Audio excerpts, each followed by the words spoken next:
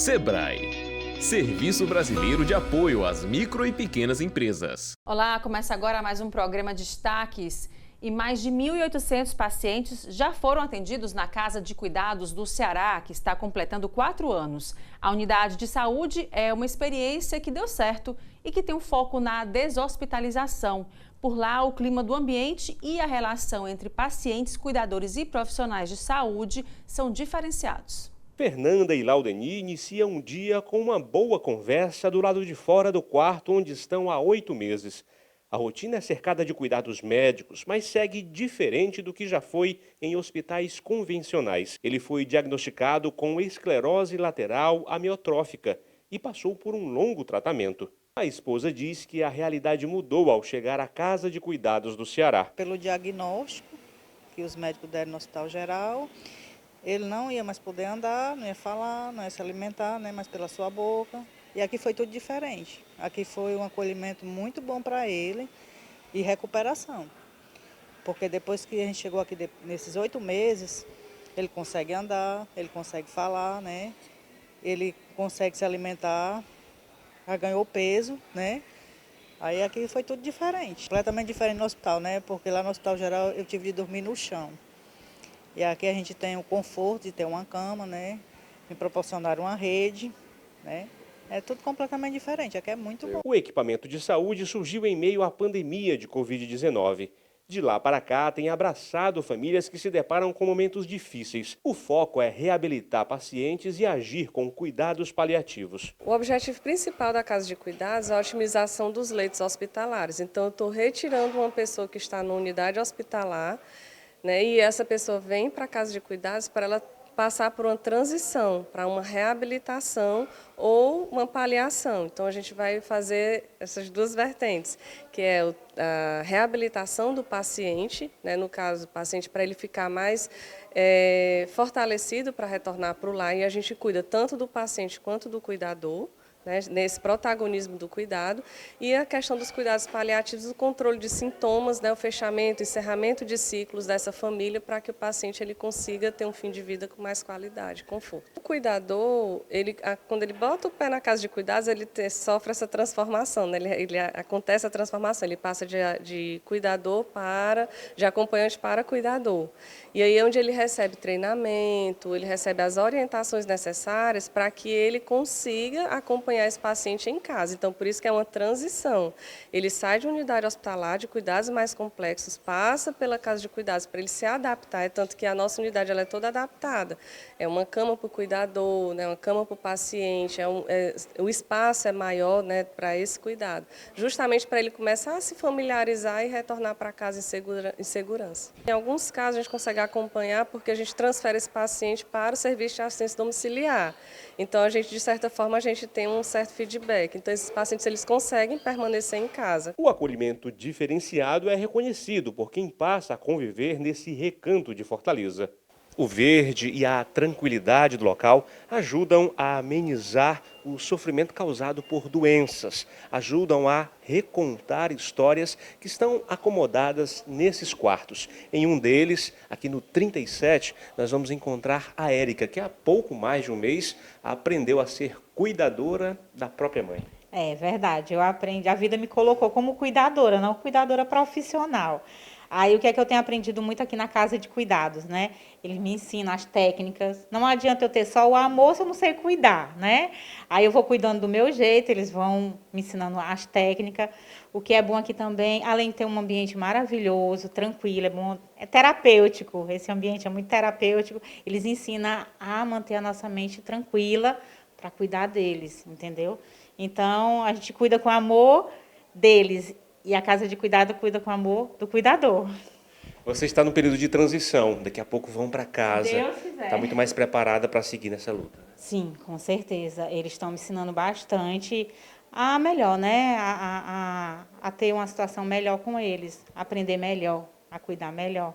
Já que a gente dá amor, a gente tem que ter um cuidado mais. Esse retorno para casa vai ser uma nova realidade, né? É um novo momento para toda a família. Portanto, passar por aqui ajuda nesse caminhar. Ajuda bastante, eles nos ensinam muito, muito bom. Dona Cleide, de 74 anos, em breve vai para casa. A transição entre o hospital e o retorno ao lar tem sido importante para quem vai seguir uma nova vida. O tratamento humanizado segue com a segurança de uma equipe formada por profissionais de diversas áreas. A equipe multidisciplinar é também responsável por preparar os cuidadores. Que a gente trabalha com uma equipe multidisciplinar, né? Então a equipe de reabilitação hoje ela é composta por fisioterapeuta, terapeuta ocupacional, fono, psicólogo, nutrição, serviço social, médicos, né? Então todos estão envolvidos nesse processo aí de reabilitação e traçando o plano terapêutico para a reabilitação desse paciente, a estadia dele aqui durante a reabilitação dele aqui na casa de cuidados. Quando a gente traz esse paciente aqui para a casa de cuidados, né, com esse intuito de preparar esse paciente para casa, todos os profissionais realmente se envolvem, né, ali junto com a família, porque nós queremos que eles se sintam seguros durante os procedimentos que eles vão talvez precisar realizar com esses pacientes em casa. Então, os profissionais eles trabalham junto com esses cuidadores, com os familiares, né, ensinando eles todas as técnicas, né, para que eles realmente saiam daqui com segurança e evitem reinternações após essa alta. Para Ítala Oliveira, gerente da Casa de Cuidados do Ceará, a avaliação do trabalho realizado até aqui é positiva. Na Casa de Cuidados é a unidade de transição, em que temos duas vertentes de atendimento, que uma é reabilitação e outra cuidados paliativos. Então a gente tem uma história rica, né, de inovação, né, para o nosso estado nessa questão de cuidado e de acolhimento. Ambiente, acolhimento e tratamento diferenciados ajudam a recuperação, amenizam aflições e fortalecem a esperança. Esperança renovada e com fé em Deus eu vou vencer em nome de Jesus. Já estou criando um pouquinho de força e eu creio que a vitória será nossa.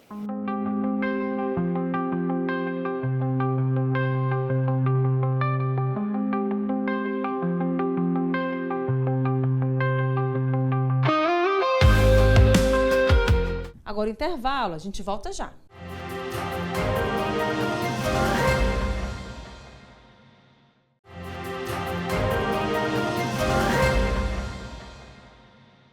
E a Receita Federal liberou nesta segunda-feira, dia 23, a consulta ao segundo lote dos 5 lotes de restituição de 2025. Cerca de 6,5 milhões de contribuintes que entregaram a declaração do Imposto de Renda à Pessoa Física deste ano deverão ser contemplados. Este é o maior lote da história em número de contribuintes e em valor. Mais informações você confere no nosso portal www.otimista.com.br e também nas nossas redes sociais, @otimista. Mudando de assunto agora, entrou em vigor a atualização da norma regulamentadora número 1, que passa a exigir das empresas brasileiras medidas para prevenir riscos psicossociais e cuidar da saúde mental dos trabalhadores. Mas o que muda na prática com isso? E como as empresas devem se preparar, né? O repórter Tiago Noronha conversou com um advogado especialista em direito do trabalho sobre esse assunto. Situações de estresse, burnout, assédio moral e metas abusivas.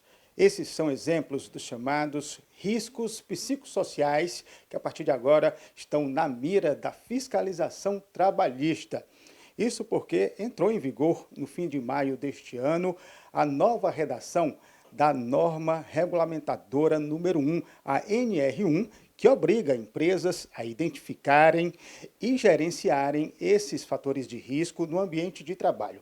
Quem vai explicar para a gente como isso funciona, o que é essa NR1 e como as empresas precisam se adaptar a ela, é o Dr. Franco Almada, advogado e especialista em Direito do Trabalho. Dr. Franco, o que é essa NR1? O que é que ela muda a partir de agora? A grande mensagem deixada por essa atualização da NR1 é que saúde mental é coisa séria. Então, essa norma regulamentadora ela já tratava da segurança, da rigidez do trabalhador. E agora, com essa atualização, ela coloca de uma forma bem clara que também é obrigação da empresa o cuidado não só com a saúde física, mas também com a saúde mental desse trabalhador. E esses fatores de risco que eu mencionei, né, com assédio moral, o burnout, que a gente vê crescendo aí no ambiente de trabalho, nas empresas, isso as empresas precisam estar atentas à situação dos trabalhadores, é isso? A NR1 já trazia a obrigatoriedade de atenção das empresas aos riscos físicos, aos riscos químicos, aos riscos biológicos. Agora, aos riscos psicossociais, que são o quê? São exatamente a questão do assédio moral, a questão das metas abusivas, a questão do estresse no ambiente de trabalho. O burnout pode ser uma das consequências desses assédios da empresa, né? Então, a empresa agora ela tem a obrigação de, objetivamente, cuidar do ambiente de trabalho também para que gerencie esses riscos. São medidas concretas, né, que são exigidas agora. Medidas concretas e que devem fazer parte do dia a dia da empresa. Importante ressaltar que, nesse primeiro momento, essa alteração ainda está no caráter educativo. Então, hoje, ainda as empresas não vão sofrer penalidades. As penalidades vão ser, depois desse período de caráter educativo, onde as empresas têm que fazer as adaptações necessárias, daqui a um ano, para ser mais exato, né, menos de um ano, a um ano da atualização, ou seja, em maio de 2026, é que realmente vai haver a punição para as empresas que descumprirem a NR1. O senhor pode dar algum exemplo assim, de que medidas são essas que as empresas precisam adotar? Bom, elas vão ter que trazer agora para o ambiente do trabalho o gerenciamento desse risco, ou seja, reuniões com feedback positivo, um canal de comunicação onde o trabalhador possa de verdade colocar o que está acontecendo sem nenhum risco de punição. As empresas vão ter que ficar atentas, por exemplo, um dos sinais indicativos de que o trabalhador ele pode estar sofrendo algum tipo de assédio é a baixa produtividade dele. É aquele trabalhador que falta muito, tem que ter uma razão. Às vezes o atraso ele também indica um mal-estar no ambiente de trabalho. Então, a tudo isso a empresa vai ter que ficar mais atenta. Isso significa que a empresa ela vai ter que estabelecer ali um setor para as empresas mais organizadas, digo melhor, para as empresas que têm mais funcionários, um setor próprio de gerenciamento desses riscos, e as empresas que porventura tenham menos funcionários, os gerentes, os próprios donos das empresas vão ter que estar mais atentos. Essa nova redação, doutor, ela veio ao encontro assim, de uma situação que vem ocorrendo com mais frequência nas empresas? Os números são alarmantes. Se a gente pegar o cenário de 2023 em números, há um acréscimo de mais de 60% dos motivos de afastamento como relacionados a esses riscos psicossociais. Para se ter uma ideia, os 2 maiores motivos de afastamentos verificados em 2024 é ansiedade e depressão. Então, isso ainda, olhando para 2023, houve um aumento e a tendência realmente é que cada vez mais essas situações elas façam parte, infelizmente, da vida do trabalhador, e é essa a mensagem que a NR1 traz, para que essas situações não tenham condição de conviver com o trabalho. Agora, doutor, essas empresas que não realizarem essas obrigações, né, não fizerem essas mudanças tão importantes, né, para a saúde mental dos trabalhadores, o que é que acontece? Ressaltando, tá? Como eu já informei, essa atualização foi agora, salvo engano, no dia 26 de maio. Então, até dia 26 de maio de 2026, ainda em caráter educativo. Depois disso, podem haver sim punições, que vão passar ali de multas, até a interdição mesmo do estabelecimento. Doutor Franco, a gente agradece aqui a sua participação por nos explicar o que é essa NR1, essa nova redação da NR1 que tem a ver com a questão da saúde mental dos trabalhadores, como as empresas devem gerenciar esses fatores de risco psicossociais. Agora a gente volta ao estúdio. E agora o intervalo, a gente volta em instantes.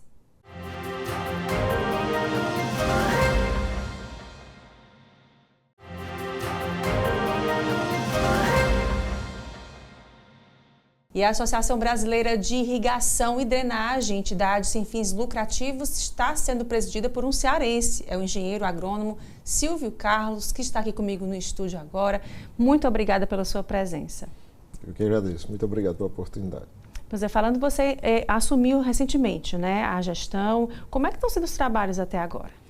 Pronto, a BID é uma associação com sede em Brasília, já com 53 anos de existência. Ela tem aí realmente uma contribuição muito grande para a agricultura do Brasil, principalmente para a agricultura irrigada. Desde que foi criada, ela colaborou com tecnologias, com a transferência de tecnologias, com a divulgação, promoção, atração de investimentos, focado na agricultura irrigada e demonstrando que a irrigação é uma tecnologia de grande importância e que precisa ser expandida no Brasil. E a partir desse momento, né, como é que está o cenário do Brasil atualmente nesse sentido com relação à irrigação? Pronto, a agricultura irrigada no Brasil, hoje o Brasil ele possui mais ou menos aproximadamente 9,5 milhões de hectares irrigados, né, mas com potencial de ampliar isso para mais 55 milhões de hectares irrigados. Então a gente tem um mundo aí para crescer. Hoje o Brasil é o principal país nessa temática da agricultura irrigada, porque ele tem potencial para crescer, diferentemente de outros países que têm uma área irrigada maior do que o Brasil, mas não tem mais para onde expandir suas áreas. Então nós temos um grande potencial. O Brasil pode produzir alimentos para o mundo e aumentar essa produtividade do que ele já produz hoje. Então, a necessidade agora é de expandir essa área irrigada, né, e com maior eficiência no uso, uma irrigação sustentável, produzindo alimentos de boa qualidade e produtos de alto valor agregado. Por isso que hoje a gente tem aí vivenciado momentos importantes de expansão na agricultura irrigada, tentando destravar também os gargalos que hoje barram um pouco esse crescimento, né? Quais são as principais dificuldades que vocês têm enfrentado atualmente nesse sentido? Pronto, a principal dificuldade hoje no Brasil é energia, mas não é geração de energia, é distribuição dessa energia. Então, em alguns locais que a gente pode ampliar essa área irrigada e aumentar a produção, nós temos esse gargalo que é a transferência de energia. Isso é no Brasil todo, não é só no Ceará, no Brasil todo. O meio ambiente também, discussão muito forte com o meio ambiente, em termos dos impactos que a agricultura irrigada pode causar, e aí é um trabalho que a gente tem feito bastante juntamente com todos os órgãos, né, competentes. Mão de obra qualificada, né, isso é muito importante. A gente precisa treinar mais mão de obra qualificada para irrigação e também a parte, né, de investimentos, atração de investimento. Nós temos recebido muitos investidores no Brasil com foco nisso, em produzir mais, né, em menor área. A agricultura irrigada permite isso, você pode produzir muito mais em uma área menor, e isso ajuda também a sustentabilidade da agricultura. Então, esses entraves a gente tem trabalhado, tem discutido. A ABID, ela tem um corpo de diretores que são, a maioria, professores ou pesquisadores dessa área de irrigação, e aí estão espalhados por diversos estados, e a ideia é essa, apresentar para a sociedade uma nova agricultura, né? Agricultura que utiliza a irrigação, que gera mais emprego, gera renda, com maior produtividade. Você falou da questão da mão de obra, né? Quais são no seu ver, né, na sua avaliação, o que deve ser feito para que isso seja pessoas cada vez mais capacitadas, parcerias com órgãos públicos, privados, enfim, a sociedade como um todo, o que teria mais para alavancar nesse sentido, nessa agenda propositiva? Pronto. A agricultura, ela precisa de tecnologia e precisa de assistência técnica, né? Precisa de mão de obra qualificada. E na agricultura irrigada ainda mais, porque aí vem a irrigação, que é uma tecnologia que precisa ser conhecida, precisa ser trabalhada, e para que você possa economizar água, possa produzir, possa economizar água e energia. Então a mão de obra hoje, desde o técnico em campo até o gestor da fazenda, ele precisa ser qualificado, precisa ser treinado. Formação, principalmente do engenheiro agrônomo, hoje, ela está muito focada nisso, né, de fazer um trabalho do engenheiro agrônomo, do engenheiro agrícola, do tecnólogo em irrigação, focado em uma agricultura irrigada com alta tecnologia. Formação hoje no Brasil é muito boa, das universidades, dos institutos federais, mas a gente ainda precisa de muito mais mão de obra do que nós temos hoje.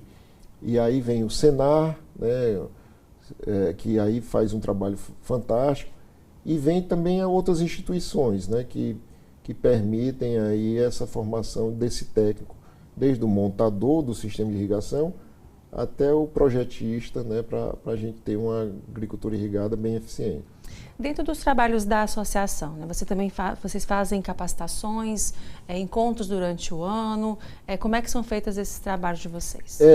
Nós estamos hoje com programação, uma agenda importante, assim, interessante, formação de mão de obra. Fizemos recentemente um curso de montador de irrigação, né, montador de equipamentos, bem interessante, uma demanda muito grande, de cursos até de cursos básicos até cursos mais de alto nível, juntamente com instituições, com universidades, com a Embrapa, com órgãos, com a CNA também, com órgãos importantes para trazer essa mão de obra qualificada. O que a gente precisa é ter... a tecnologia tem mudado bastante da irrigação, né? Mas hoje ela está muito bem conhecida no Brasil e desenvolvida novas tecnologias no Brasil, mas é preciso o técnico acompanhar. Então, aquele profissional do passado que se formou há 20, 30 anos, ele precisa se qualificar nessas expertises, e a ABID tem feito esse trabalho. Então, estamos fazendo também o congresso, fazemos todos os anos o Congresso Nacional de Irrigação e Drenagem. Esse ano vai ser aqui em Fortaleza, de 3 a 5 de novembro, e é uma oportunidade para reunir toda essa rede, né, da irrigação no Brasil. E a outra coisa também interessante que a gente fazemos missões, né? Ano passado fizemos uma missão para a Califórnia, esse ano estamos fazendo uma missão para a Espanha. A Espanha tem muito a mostrar sobre a agricultura irrigada, sobre como cresceu a agricultura naquele país e como até hoje ela gera emprego, gera renda, gera riqueza no campo. Então, a questão também de recursos hídricos, muito interessante. Essa missão vai visitar a Andaluzia, que é uma região bem similar ao Nordeste brasileiro, com seus problemas de secas e tudo, e que fez um trabalho de riqueza no campo, gerando com a agricultura irrigada. Tá, joia. Silvio, muito obrigada pela sua presença aqui mais uma vez. E para quem quiser saber mais informações da associação, como é que faz para encontrar redes sociais, site, fica à vontade. A ABID, a Associação Brasileira de Irrigação e Drenagem, abid.org.br, tem o site e tem a rede social também, no Instagram, Facebook, LinkedIn, todas essas redes. Nós estamos aí com uma programação interessante de cursos, de capacitação, de treinamentos, e essa missão também que a gente foi ano passado na Califórnia foi de grande sucesso, e esse ano na Espanha a gente espera o mesmo, e também no congresso que vai ser aqui em Fortaleza de 3 a 5 de novembro, que é o CONIRD, Congresso Nacional de Irrigação e Drenagem. Estão todos convidados. Tá, joia. Obrigada mais uma vez. Obrigado.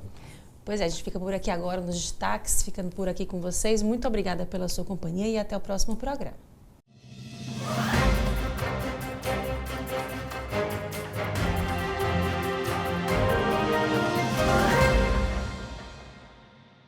Sebrae, Serviço Brasileiro de Apoio às Micro e Pequenas Empresas.